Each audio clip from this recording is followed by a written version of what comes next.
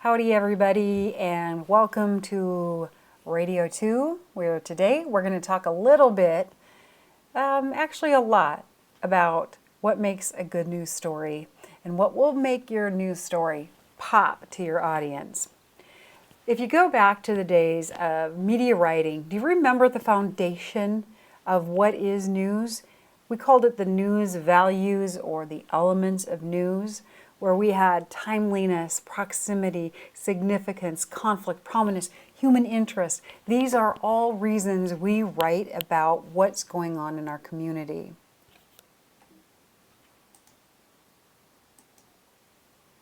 What do we mean by timeliness? Well, news is, especially radio and television news, is really focused around what is the most breaking news, what is the most recent element of the news. That's what we often use the news lead for, that anchor lead in, to give us that really timely current piece of information or fact. News is what happens now, what happens in the immediate present, or what may happen. One really interesting thing about timeliness as well is, let's say, some Vietnam veterans, their bodies were released, and they are sent home in 2020. Well, if the veteran was killed in war back in the late 60s or early 70s, that happened a really long time ago. However, that timeliness is the fact that the remains have been returned to the United States and to that person's home. That makes it newsworthy. Think about these two different ways of leads. And again, when I talk about leads, mostly talking about radio and television. So we want that latest element. So if you're going on for the 5 o'clock newscast and there's a fire, you could write something to the effect, firefighters are controlling the blaze at the local post office late this afternoon. The focus is the fire. We probably don't know a lot of facts at this point, but when we do the 10 o'clock as the reporter, we're going to update that with the latest facts. We might find out that there's injuries, that somebody's been taken to the hospital. We might have already talked to the white hat, the fire chief, that's what we would call them, the white hats, and find out maybe what the cause is. Do they have any idea of how much damage has been done? That is what you can update for the latest newscast. What about proximity? Well, proximity is something that happens close to us, either literally close to us geographically or emotional, something that we can identify with. Oftentimes we hear of kids being hurt or whatever. Emotionally, we might be able to identify with that if we're a mother, if we're a big sister or brother, or if we have nieces and nephews, or maybe we have childcare. And so that emotional proximity is what will engage us to the story. Again, geographically, if it happens in West Omaha versus North Omaha, what if it happens in Omaha versus Lincoln? What about Nebraska versus California? I think you get the picture, but think about the reason why we care and why it is local. Stories that happen in our communities, which you know this, we've talked about this, are really what we tune in for at when we listen and watch local news. We want to find out who was in the accident, what caused the accident, especially if it was in our area or even in Omaha and we were driving to work and the interstate was backed up. Why? What was going on there? Was it somebody we knew? An accident that happens in California isn't going to be news in Nebraska unless, of course, there's a real significance behind that accident. What about significance? News is what affects us in some way, whether financially, physically, emotionally, or some other way that has that direct bearing on our lives. So in that last example where I talked about a car accident, of course, if it happened in California, we're probably not going to hear of every single accident that occurs in the United States on any given day. But that accident that occurred on the interstate while we were going to work, natural curiosity says, what happened? How did it happen? Who was involved? Those are facts that not only do we want to know, but facts that we need to know. So think about that when you choose a news lead and you decide to go after that. What is it significant to the public? Conflict. I really like this element to it because I think it's really easy to think about. Let's say right now it's really powerful to talk about a Republican versus a Democrat. That's pretty obvious conflict. But there's also other conflict to consider. Person versus person. Of course, political races ramping up for public office. We're going to get a lot of great sound bites from politicians, a lot of maybe social media hits because you are hashtagging something, and people can really understand that. It's really personal. What about, though, person versus self? That person who is 85 years old and just earned her GED after taking all her years to pursue other things. So somebody overcoming an obstacle in his or her life. Person versus fate.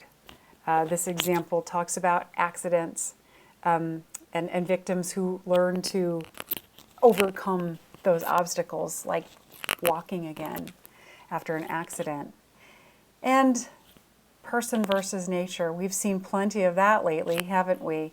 Of course, in the fall, we usually deal with that first snowfall and how do people drive. In the spring, what do we deal with? Oftentimes, we're talking about tornado watches. But there's plenty of hurricanes, seasonal natural events that occur that really think about proximity. The derecho, pretty sure I'm saying that wrong, but that swept through Omaha and all the way to Cedar Rapids and really did a lot of damage. That did impact us locally. Not as much as it did to the folks in eastern Iowa, but did you know somebody impacted? I did. So that had that person versus nature element to it, but also proximity. Hurricanes that are occurring in the southern states or sometimes on the eastern states, how do they really affect us? Well, they do, because what if they take out all of the oranges in Florida and now our prices for oranges go up here in Nebraska? Also, it typically tends to impact a larger audience or a larger region. Therefore, we might know somebody who lives on the eastern seaboard who's affected by it. So those are things to consider when thinking about conflict and, again, proximity. Really love that news value. I just think it adds a lot to writing. What about prominence? Prominence is that person we all know. We can say one word, Prince, for example. Not only did we know Prince by one name, you could also just talk about the color purple, and we know that's Prince. But think about celebrities, pro athletes, rock stars, elected officials. People are important because of who they are, if they're elected, and they're just celebrities or movie stars. It's important for journalists to cover such famous people when they do newsworthy things. And finally, human interest. This is one of those elements where I think it can be applied to probably every story, because I say humans should be interested, otherwise why are you writing the story? But think about human interest. The way I teach it is that it's really that element that doesn't necessarily have timeliness. It's more evergreen. So when I think of human interest, in the fall, you may think of winterizing your home, or haunted houses. Well, haunted houses, that doesn't have to air on October 31st. That can air anytime in maybe September or October, very similarly to what we do with Haunted Heartland, and in the spring with what we do for Earth Day. Those news elements of human interest, those that connect us to other humans, that's what we're looking for. Stories that create, that highlight unique human behavior. I really do like this example as well. These two football fans traveled more than 8,000 miles, camped outside 3 stadiums, and braved sub-zero temperatures to see every Denver Bronco game this season. That's a pretty good story, right? It's got my interest. It's probably not going to come in the lead of the newscast, but it's definitely a nice kicker. So understand these elements is really how we can find the organization and the focus for our story. So if you think of a story as a tree, and you think of that trunk as your focus, and then the branches that come off the tree, you still have that main theme throughout your story, but you're going to weave in facts, and you're going to tell it as eloquently as the tree outside your window. Hope that's a good analogy, and I hope it makes sense. But those are things to consider. And again, I always urge students to have organization to their story. Make sure you stay on topic, and make sure you're always following that focus.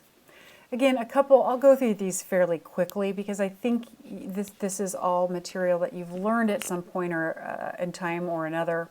But we have that summary news lead, that really fast who, what, when. I guess I'll read it. A summary lead emphasizes the outcome of the story. So we get that important news right up front. Oftentimes it dates way back to the Civil War era.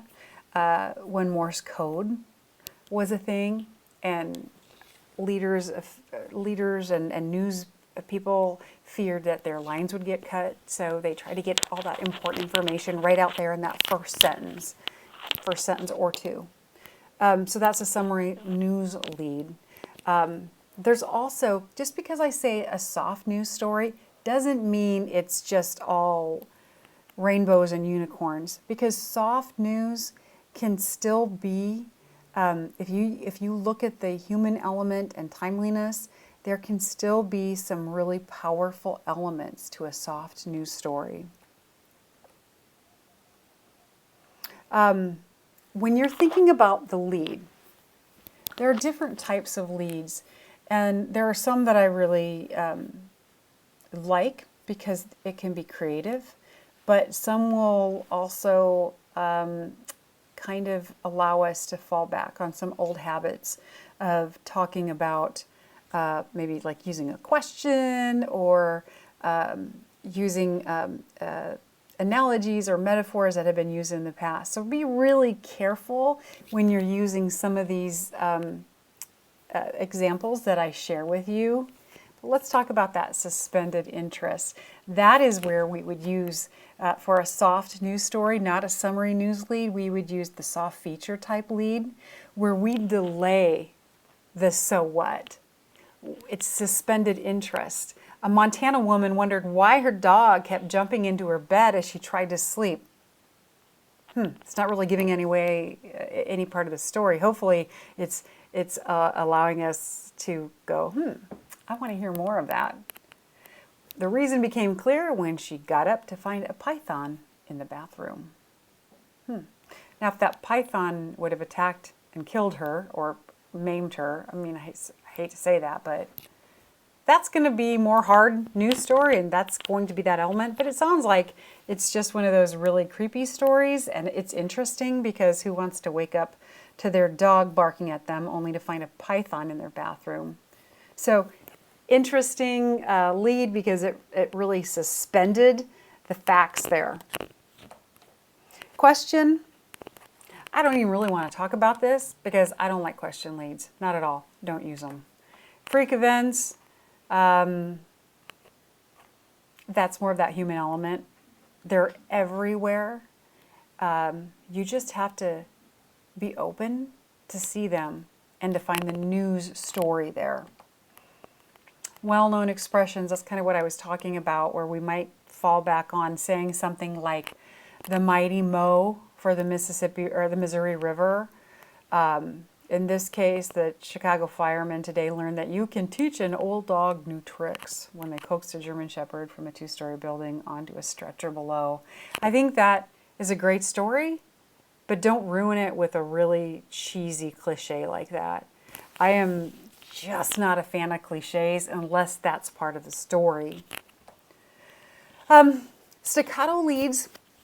It's interesting because when we talk about staccato leads and writing your story, oftentimes if you write in threes, for whatever reason, it really draws in a listener or an audience. So rain, sleet, snow, then wind. Well, that's how today began for leaders in our nation's capital. You see that? I actually used ellipses to denote some pauses, the commas there. But that kind of catches our interest, and as long as you know how to say it verbally, to say it in a way that makes sense to the audience, I say use a staccato lead. I do actually like those. Metaphors, a figure of speech. It's again, metaphors are so easy to use, and they make your writing really good. It's just comparing something or connecting us to other aspects of life which we're familiar. So think about that. I try to incorporate metaphors all the time because they sound really good. Sometimes it maybe will leave the audience wondering, does that even make sense? But before they know it, they're already just enthralled with your captivating writing. Literary illusion, you've probably heard of this. When I talk about it, you'll be able to go into your imagination and remember a time or two when you've heard a literary illusion.